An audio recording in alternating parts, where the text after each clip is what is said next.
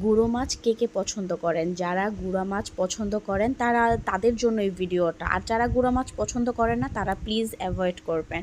তো আমি যেভাবে আজকে গুঁড়ো মাছটা রান্না করব তারা একবার হলেও ট্রাই করবেন, কারণ ইনশাআল্লাহ এটা এতটাই স্বাদ হয় সেটা কি বলবো। আর আজকের গুঁড়ো মাছ চচ্চড়িটা আমি কিন্তু কাঁচা আম সাথে দেব। তো এই যে আমি পেঁয়াজ, পাকা পাকা কাঁচা মরিচগুলো ভালো মতো কেটে তারপরে হলুদ, মরিচ, ধনিয়ার গুঁড়ো দিয়ে আর একটু তেল দিয়ে তারপর এগুলো আমি ভালো মতো মেখে নিব, একদম ভালোভাবে মেখে নিব, আঠালোভাবে। তো তারপরে আমি এখানে মাছগুলো দিয়ে দিব। আর আমার এখানে কিন্তু পাঁচমিশালি মাছগুলো আছে, গুঁড়ো মাছে। তো এটা কিন্তু আবার সবাই পছন্দ করে না, এই জন্যই আমি প্রথমে বলে নিয়েছি যে আপনারা যারা গুঁড়া মাছ পছন্দ করেন না তারা প্লিজ আমার ভিডিওটা অ্যাভয়েড করবেন। আর যারা পছন্দ করেন তারা অবশ্যই এটা একবার হলেও আমার মতো রান্না করে দেখবেন। তো এই যে আমি মশলা মেখে মাছগুলো দিয়ে দিলাম, তারপর হাত ধুয়ে যে পানিটা সেরকম পানি দিলাম, কারণ এখানে গুঁড়ো মাছগুলো একদমই নরম, তো এখানে বেশি পানিও লাগবে না।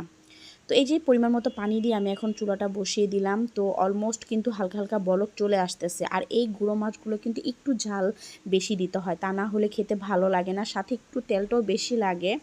তো এই যে দেখেন অলরেডি বলক চলে এসে মাখা মাখা হয়ে যাচ্ছে আর এত সুন্দর গ্রান বের হচ্ছিল।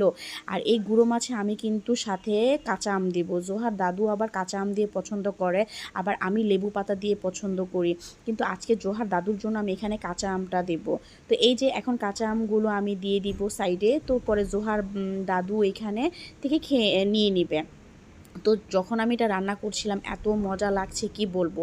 তো আপনারা কিন্তু প্লিজ একবার হলেও কিন্তু এটা ট্রাই করবেন, অনেক স্বাদ হয়েছে। মানে আমার শুধু খেতেই ইচ্ছে করতেছিল, তো ভাবলাম আপনাদের সাথেও শেয়ার করি। তো এই যে আমার এই ভিডিওটা। আর প্লিজ আপনারা যারা আমার ব্লগ দেখেন ভালো লাগে তারা প্লিজ আমার ভিডিওটা দেখার আগে একটা লাইক দিয়ে নেবেন, তারপরে ভালো লাগলে কমেন্টস করবেন, আর তার থেকেও বেশি ভালো লাগলে শেয়ার করে আপনাদের প্রোফাইলে রেখে দিতে পারেন। আর এই যে এখন দেখেন আমি সার্ভ করলাম, এখন আমরা খাবো। আর কেমন হয়েছে সেটা কিন্তু জানাতে ভুলবেন না, আর আমার পাশে সব সময় থাকবেন। ধন্যবাদ।